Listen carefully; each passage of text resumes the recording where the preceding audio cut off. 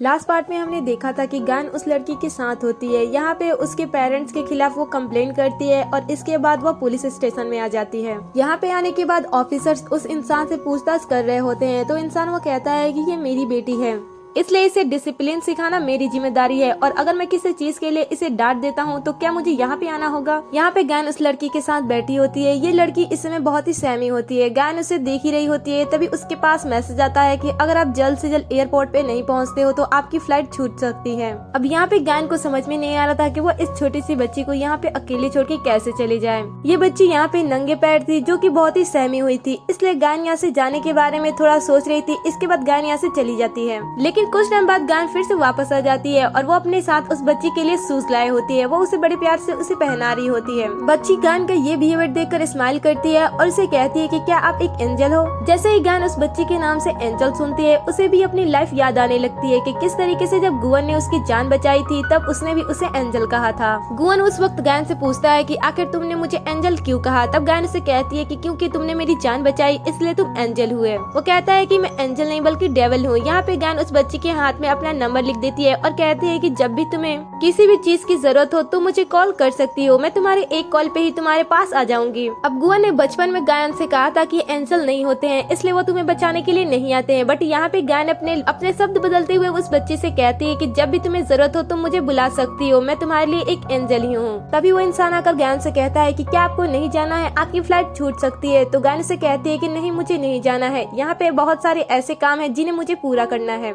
मतलब कि अब गैन कोरिया छोड़कर फॉरेन कंट्री नहीं जाने वाली है। इसके बाद गैन बहुत ही प्यार से उस बच्ची को देखने लगती है। सीन शिफ्ट होता है और उसके बाद हम सायरा को दोई के पास देखते हैं। यहाँ पे सायरा दोई से मिलने के लिए आई होती है, लेकिन वो इस समय काफी ज्यादा सैड दिखाई दे रही होती है और वो कॉफी भी नहीं पी रही होती है। तो दोई उसे कहती है कि प्लीज तुम कॉफी पी लो, वैसे मुझे पता चला है कि तुमने घर शिफ्ट कर लिया है, अब तुम आगे चलकर क्या करने वाली हो। तो सायरा उसे कहती है कि मैं अपनी लाइफ अब एक नए सिरे से स्टार्ट करने वाली हूँ। मैं उन बच्चों के लिए कुछ करना चाहती हूँ जो कि डोमेस्टिक वायलेंस का शिकार होते हैं। मैं उनके लिए कुछ करना चाहती हूँ क्योंकि मैंने डॉगियों के लिए कुछ नहीं किया, इसलिए मुझे उसके लिए हमेशा से अफसोस होती रहेगी। इसलिए मैं उन बच्चों के साथ कुछ करना चाहती हूँ जो कि वो अपनी लाइफ में अच्छा कर सके। अब मैं किसी के साथ भी कुछ भी गलत नहीं होने देने वाली हूँ और अब तक मैंने जो कुछ भी तुम्हारे साथ किया उसके लिए प्लीज तुम मुझे माफ कर दो। दोई कहती है कि इन सब की कोई जरूरत नहीं है, तुमने अपनी लाइफ में इतनी ज्यादा हिम्मत दिखाई उसके लिए थैंक्स। आगे चल के तुम्हारे और तुम्हारे काम के लिए जो भी मदद चाहिए तुम मुझसे आकर मांग सकती हो, मैं तुम्हारी मदद हमेशा करूंगी। सायरा कहती है कि ठीक है, जब भी मुझे किसी भी मदद की जरूरत होगी मैं तुमसे कह दूंगी। अब इसके बाद हम ऑफिस के उन 3 एम्प्लॉय को देख रहे होते हैं। यहाँ पे जो लड़की होती है वो कह रही होती है कि मैंने सोचा था कि शायद इस साल मुझे मेरा बॉयफ्रेंड मिल जाएगा, लेकिन ये साल भी चला गया, मेरा बॉयफ्रेंड मुझे अभी तक नहीं मिला। दूसरा एम्प्लॉय कहता है कि तुम इसके बारे में ज्यादा मत सोचो क्योंकि तुम्हारे पास अभी एक और दिन बचा है। वो कहती है कि आखिर मैं एक ही दिन में क्या कर लूंगी। उसके बाद ये खाने की बात करते हैं तो एक एम्प्लॉय मना कर देता है, कहता है कि मैं अपनी फैमिली के साथ डिनर करने वाला हूँ। वो कहते हैं कि हम तो वैसे भी फैमिली है ना। तो लड़का कहता है कि नहीं, मुझे अपनी फैमिली के साथ सेलिब्रेशन करना है। अब अपनी फैमिली की नाम सुनकर ये थोड़े से सैड हो जाते हैं क्योंकि इनके पास अपनी कोई फैमिली नहीं होती है। अब हम मिस्टर पार्क को देखते हैं। यहाँ पे मिस्टर पार्क छुपते हुए ऑफिस के अंदर आते हैं ताकि कोई उन्हें देख ना ले। तभी वो छुप छुप के अंदर जाते हैं। तभी मिस किम उन्हें देख लेती है और उनका हेलमेट निकालने लगती है। पार्क पूछता है कि आखिर तुम कर क्या रही हो। तो मिस किम कहती है कि मैं सारी चीजों को ठीक करना चाहती हूँ और उसके बाद वो उनका हाथ पकड़कर उन एम्प्लॉयज के पास जाती है और बहुत ही हिम्मत जुटाकर फाइनली वो इन्हें बता देती है कि ये दोनों रिलेशनशिप में है। अब यहाँ पे मिस किम को ऐसा लग रहा था कि इसकी बातें सुनकर यहाँ के सारे लोग शॉक्ड हो जाएंगे, लेकिन एक्चुअली में ऐसा कुछ नहीं हुआ।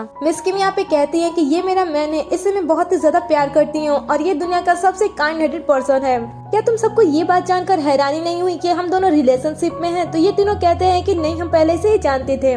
मिस किम उनसे पूछती हैं कि आखिर तुम सबको ये सारी बातें कब और कैसे पता चली। फ्लैशबैक में हमें दिखाया जाता है कि जब ये तीनों साथ में फोटो शूट कराने के लिए गए होते हैं, यहाँ पे ये सारे लोग बहुत ही क्यूट बनने की कोशिश कर रहे होते हैं। तभी इनकी नजर पार्क और मिस किम के एक साथ के फोटो पे पड़ता है जिसमें वो बहुत ही ज्यादा क्लोज दिखाई दे रहे होते हैं और इसी टाइम इन सबको पता चल जाता है कि ये दोनों रिलेशनशिप में हैं। अब ये बातें जब मिस किम को पता चलती है तब वो थोड़ा सा एम्बैरेस हो जाती है। अब कहानी हमें 4 मंथ आगे दिखाई जाती है। यहाँ पे हम एक इंसान को देखते हैं जो कि बहुत ही तेजी से भाग रहा होता है और वो जिस जगह पे जा रहा होता है वहाँ पे गुवन पहले से ही खड़ा होता है। ये भागते भागते जब बहुत ही ज्यादा थक जाता है तब वो गुवन से पूछता है कि आखिर तुम मेरा पीछा क्यों कर रहे हो, जहाँ पे भी मैं जा रहा हूँ वहाँ पे तुम पहले से कैसे आ जा रहे हो, आखिर तुम मेरा पीछा छोड़ क्यों नहीं देते हो। तो गुवन उससे कहता है कि नहीं, मैं तुम्हारा पीछा छोड़ नहीं सकता हूँ क्योंकि तुम्हारा समय हो चुका है और अब तुम्हें मेरे साथ चलना होगा। और अभी तक तुमने कितना ज्यादा एक्सरसाइज भी कर लिया है। वो लड़का उसे कहता है कि प्लीज तुम मुझे इस समय मत ले जाओ, इस समय मेरी मॉम बहुत ही बुरी कंडीशन में है, उन्हें काफी सारी बीमारियां हैं, इसलिए मैं तुमसे रिक्वेस्ट करता हूँ कि प्लीज तुम मुझे छोड़ दो। जब मेरी मॉम इस दुनिया को छोड़कर चली जाएगी तब मैं तुम्हारे साथ खुशी खुशी चलने के लिए राजी हो जाऊंगा। गुवन कहता है कि इस तरीके से सैड एक्टिंग मत करो। तो वो लड़का उसका पैर पकड़ लेता है और कहता है कि प्लीज तुम मुझे जाने दो, इस समय प्लीज तुम मुझ पे दया करो। तभी गुवन के पास कॉल आ जाता है और वो कहता है कि तुम कुछ टाइम तक शांत रहो। गुवन कॉल को रिसीव करता है तो पार्क उसे बताता है कि जिस पर्सन के साथ आप डील कर रहे हो उस पर्सन के खिलाफ पुलिस स्टेशन में कंप्लेन है, क्योंकि वो अपने मॉम के साथ गलत तरीके से रखता है और वो अपनी मॉम को मारता भी है। अगर आप ऐसे व्यक्ति को हेल में भेजते हो तो आपका ओहदा ऊंचा हो जाएगा। गुवन कहता है कि ठीक है, मुझे पता चल गया, अब तुम फोन को रख दो। फोन रखने के बाद वो इंसान से पूछता है कि तो तुम क्या कह रहे थे। वो कहता है कि प्लीज तुम मुझे छोड़ दो, मेरी मॉम बीमार है। अब गुवन को तो पता होता है कि ये कितना ज्यादा कमीना है, इसलिए वो मैजिक करता है और उसका काम खत्म हो जाता है। अब इसके बाद हम इन सभी लोगों को देखते हैं जो कि अपने न्यू चेयरमैन का इंतजार कर रहे होते हैं। तब यहाँ पे दोई फुल एटीट्यूड के साथ आती है। इसमें दोई बहुत ही ज्यादा प्यारी लग रही होती है। दोई जब यहाँ पे आती है तो सारे लोग उसका वेलकम करते हैं। दोई यहाँ पे आती है और चेयरमैन को सीट के चेंज करके बगल वाली सीट में जाकर बैठ जाती है। अब कुछ टाइम बाद हमें पता चलेगा कि असली चेयरमैन कौन है। तब यहाँ पे अलमाइटी जो की बेटी आ जाती है और वो दोई के बगल में बैठ जाती है। फिर वो उसे एक बुक देती है और कहती है कि इस बुक की वजह से तुम अपने फिगर को मेंटेन रख सकोगी। एंड इसके बाद वो अपनी मेडिसिन और ड्रिंक लेना स्टार्ट कर देती है। कुछ टाइम बाद हम देखते हैं कि चेयरमैन के सीट पर जोसुक आकर बैठ जाता है। मतलब कि अब से मिराई ग्रुप का चेयरमैन जोसुक है, वो यहाँ पे आता है और कहता है कि मुझे कुछ फाइल इकट्ठा करने में लेट हो गया, इसके लिए आई एम सॉरी। इसके बाद जोसुक मीटिंग स्टार्ट कर देता है। मीटिंग में वो सभी लोगों से कहता है कि अब से हमारी कंपनी कोई भी शॉर्टकट नहीं लेने वाली है, हम लॉन्ग रास्ता लेंगे और सारी चीजें सही करेंगे। हम कंपनी के बेनिफिट के लिए किसी के साथ भी गलत नहीं होने देंगे। और इसी के साथ ये मीटिंग खत्म हो जाती है। जब मीटिंग खत्म हो जाती है तब सारे लोग जाने लगते हैं और वो जोशियो को कांग्रेस कहते हैं क्योंकि उसने अच्छा काम किया। कुछ टाइम बाद दोई भी जोशी के पास आती है। जोशी उससे पूछता है कि आखिर तुमने मुझे इस कंपनी का मालिक बनाकर सही किया या फिर गलत। दोई कहती है कि तुमने अच्छा काम किया और मैंने तुमसे पहले ही बताया था कि मैं अलमाइटी जू के लिए अब काम नहीं करने वाली हूँ और अगर मैं चेयरमैन बन जाती तो मैं फिर भी उन्हीं के लिए काम करती। अब ये दोनों बातें कर रहे होते हैं तब यहाँ पे अलमाइटी जू की बेटी भी आ जाती है और वो जोशियो के साथ बहुत ही अच्छी तरीके से बात कर रही होती है और वो कहती है कि आज तुम बहुत ही ज्यादा हैंडसम लग रहे हो। तुम ज्यादा मत सोचना कि आगे चल के इस कंपनी को कौन संभालेगा। मेरे जो बच्चे हैं वो तुम्हारे लेफ्ट एंड राइट में रहेंगे और वो तुम्हारे साथ काम करेंगे।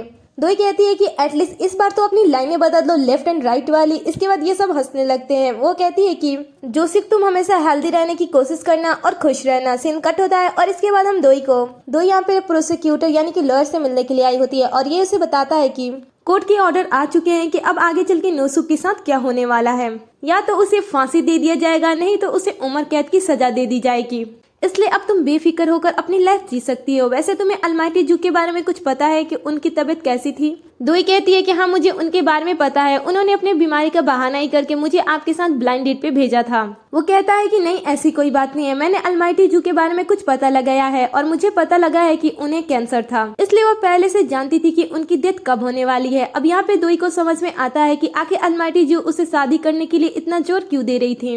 अब दोई को अलमाइटी जू की और भी याद आने लगती है, इसलिए अलमाइटी जू से वो मिलने के लिए चली जाती है। यहाँ पे आने के बाद वो कहती है कि आखिर आपने अपनी कंडीशन के बारे में मुझे क्यों नहीं बताया? अगर आप पहले ही मुझे बता देती तो मैं आपके साथ और भी अच्छा होने की कोशिश करती, मैं आपके साथ कुछ और खुशी के पल बिता लेती। आपको मुझे पहले ही बता देना चाहिए। मुझे पता है कि आपको मेरी फिक्र है, लेकिन आपको अब मेरे लिए फिक्र होने की कोई जरूरत नहीं है क्योंकि कोई मेरे पास है जो हमेशा मेरा ख्याल रखता है। अब नेक्स्ट सीन में हम गुवन को देखते हैं जो कि अपनी एज गिन रहा होता है और कहता है कि इतने साल बीत चुके हैं। तभी वहाँ पे दोई अपने साथ केक लेकर आती है। गुवन उससे केक छीन लेता है और कहता है कि मैं इसे अकेले खाने वाला हूँ। दोई उससे पूछती है कि अरे यार तुम ऐसा क्यों कर रहे हो, इस केक को तो मैं ही लाई हूँ ना। वो कहता है कि इंसानों के लिए शुगर ज्यादा अच्छा नहीं है, इससे तुम्हारी तबीयत खराब हो सकती है, इसलिए तुम इसे मत खाओ, मैं खाने वाला हूँ। दोई से कहती है कि ठीक है, अगर ऐसी बात है तो मैं एक ही बाइट लेती हूँ। गुवन तब भी उसे नहीं देता है और कहता है कि तुम्हारे चेहरे पे रेडनेस आ जाएंगे। दोई उसे कहती है कि मेरी एक बेकरी की शॉप है, तो गुवन उसे कहता है इसीलिए मैं तुम्हें इन सारी चीजों को मना कर रहा हूँ। अब इसके बाद गुवन दोई को बहुत ही प्यार से देख रहा होता है। दोई से कहती है कि आखिर तुम मुझे क्यों देख रहे हो, बाहर का नजारा देखो, बाहर कितना अच्छा व्यू बना हुआ है। गुवन उसे कहता है कि नहीं, मेरे लिए सबसे ज्यादा अच्छी चीज तुम ही हो, इसलिए मैं तुम्हें ही देख रहा हूँ।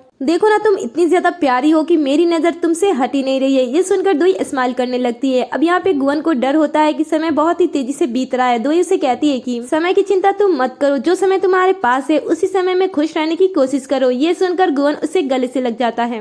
इसके बाद गुवन पार्क से मिलने के लिए अपने ऑफिस में आता है और वो पार्क से कहता है कि तुम शादी कभी मत करना। वो पूछता है कि आखिर मैं ऐसा क्यों ना करूं। तो वो कहता है कि शादी होने के बाद दोई मुझसे बहुत ही लड़ाई करती है। वो ऐसी ऐसी बातों पे लड़ाई करती है जिसका कोई सेंस ही नहीं होता है। और ये मेरी डेमोन की बुक को देखो, इसे छोटे से बच्चे की तरह डेकोरेट कर दिया है उसने। आखिर डेमोन की बुक के साथ कौन पर्सन ऐसा कुछ करता है। यहाँ पे पार्क उसे शांत करने की कोशिश करता है, इशारा करता है, बट गुवन शांत नहीं होता है। फिर वो पार्क से कहता है कि आखिर तुम इस तरीके से बिहेव क्यों कर रहे हो। तभी हम देखते हैं कि यहाँ पे दोई बैठी होती है और उसकी सारी बातें वो सुन रही होती है। वो पीछे पलटती है और कहती है कि हबी हमें कुछ बात करनी चाहिए। गुवन यहाँ पे थोड़ा डरता है और वो दोई से कहता है कि नहीं, हमारे बीच में कौन सी बात, हमारे बीच में कोई बात नहीं होनी चाहिए। दोई से कहती है कि नहीं, हमारे बीच में कुछ तो बात होनी चाहिए। वो कहता है कि नहीं, कोई बात नहीं है। अब यहाँ पे पार्क बहाना बनाकर यहाँ से भाग जाता है और कहता है कि मुझे कुछ काम है, मैं कुछ टाइम बाद आता हूँ। गुवन यहाँ पे पार्क को रोकने की कोशिश करता है, लेकिन पार्क यहाँ से 9-2-11 हो जाता है। उसके बाद दोई उसकी तरफ बढ़ने लगती है। गुवन डेमोन की बुक को अपने हाथ में लेकर कहता है कि इस बुक को तो तुमने बहुत ही अच्छे तरीके से डेकोरेट कर दिया है। देखो इसमें क्या क्या चीजें हैं, फ्रॉग है, फ्लावर है और भी कितनी प्यारी प्यारी चीजें हैं। और इस बुक को छोड़ो, जब तुम मुझे हबी कह के बुलाती हो तब मुझे इतना अच्छा लगता है कि मैं क्या बताऊं। दो इसके पीछे पीछे जा रही होती है। अब इनकी लड़ाई ऐसे ही चलती रहती है। दो यहाँ पे गुवन से कहती है कि तुम्हें मेरे लिए समय निकालना चाहिए, हम दोनों को एक साथ टाइम स्पेंड करना चाहिए। गुवन उसे कहता है कि मैं अपनी काम में बिजी रहता हूँ, इसलिए मैं तुम्हें समय नहीं दे पाता हूँ। दोई कहती है कि तुम अकेले ऐसे पर्सन नहीं हो जो तुम काम करते हो, मेरे पास भी काम है और मैं भी काम करती हूँ। गुवन से कहता है कि तुम्हारा काम अलग है, मैं एक डेमन हूँ और सोल को कलेक्ट करना बहुत ही मुश्किल का काम होता है। और मैं अपने काम को लेकर जिस पर्सन से मिलता हूँ वो पर्सन भी बहुत ही डेंजर होते हैं, इसलिए मेरा काम थोड़ा तो मुश्किल है। दोई से कहती है कि तुम्हारे कहने का क्या मतलब है कि तुम ज्यादा काम करते हो और मैं काम कम करती हूँ। और इतना कि वो गुस्सा हो जाती है और वहाँ से जाने लगती है। गुवन कहता है कि मैंने कब कहा कि तुम मुझसे कम काम करती हो। अब यहाँ पे दोई अपने आप से कहती है कि हमारे बीच में आज तक बहुत सारी चीजें आई, कभी तुमने मुझे दर्द दिया तो मैंने तुम्हें कभी दर्द दिया, लेकिन हम दोनों एक साथ हमेशा रहे, हमने हमेशा ही एक दूसरे से प्यार किया। तभी यहाँ पे गुवन दोई का हाथ पकड़ लेता है। दोई कहती है कि इस दुनिया में काफी सारे ऐसे लोग हैं जिनका जन्म एक दूसरे के लिए ही हुआ होता है। कुछ लोग दूसरों की मदद करने के लिए जन्म लेते हैं और कुछ लोग दूसरों को बचाने के लिए जन्म लेते हैं। सबकी लाइफ में दुख और खुशियाँ अलग अलग होती हैं। फिर वो गुवन से कहती है कि मैं तुमसे नफरत करती हूँ। गुवन उसे गले से लगा लेता है और कहता है कि लेकिन मैं तो तुमसे प्यार करता हूँ। दोई कहती है लेकिन मैं तुमसे बहुत ही ज्यादा नफरत करती हूँ। फिर वो उससे कहती है कि मैं तुमसे प्यार भी बहुत ही ज्यादा करती हूँ। ये सुनकर गुवन स्माइल करने लगता है। अब इसके बाद ये दोनों एक दूसरे का हाथ पकड़ के यहाँ से जाने लगते हैं। नेक्स्ट सीन में हम उस लेडी को देखते हैं जो कि ये सारी चीजें देखकर स्माइल करती है। अब इसके बाद हम कंपनी के उन एम्प्लॉयज को देखते हैं। यहाँ पे वो अपने काम को लेकर थोड़े से परेशान होते हैं क्योंकि वो यहाँ पे कलर चूज नहीं कर पा रहे होते हैं। तभी यहाँ पे दोई आती है और उनसे पूछती है कि ये बताओ कि डायनासोर इस दुनिया से लुप्त कैसे हो गए। तो एम्प्लॉय से कहते हैं कि क्योंकि वो सारे एक आपदा की वजह से मारे गए। तो दोई उसे कहती है कि नहीं, ऐसी कोई बात नहीं है, क्योंकि वो अपने काम को बैलेंस नहीं कर पा रहे थे। इसके बाद वो चीखते हुए कहती है कि सबकी छुट्टी, अब तुम सारे के सारे अपने घर जा सकते हो। उसकी बातें सुनकर सारे एम्प्लॉय बहुत ही ज्यादा खुश होते हैं और कहते हैं कि छुट्टी हो गई। इधर हम गुवन को देखते हैं जो कि बच्चों के साथ खेल रहा होता है और इस समय ये बहुत ही ज्यादा खुश होता है। वो इस पल को बहुत ही अच्छी तरीके से एंजॉय कर रहा होता है। तभी पीछे से दोई गुवन को आवाज देती है गुवन, और उसके बाद वो उसकी तरफ भागती हुई आती है। फिर वो दोनों एक दूसरे से गले मिलते हैं और प्यारे से किस करते हैं और इसी प्यारे से सीन पे इस ड्रामा का दी एंड हो जाता है। वैसे आपको माय डेमोन की एंडिंग और ये ड्रामा कैसे लगा, इस ड्रामा का बेस्ट पार्ट क्या था, मुझे कमेंट में जरूर बताना। वैसे आपको ये ड्रामा कैसा लगा, 1 से लेकर 10 के बीच में नंबर देकर आप बता सकते हो। और आप नेक्स्ट कौन से ड्रामा का एक्सप्लेनेशन चाहते हो ये भी मुझे बता देना, ताकि मैं उन्हीं ड्रामास को एक्सप्लेन करूँ जो आपको पसंद आता हो। वेल अब तो माय डेमोन की हैप्पी एंडिंग हो चुकी है, तो इस वीडियो को हम यहीं पे एंड करते हैं।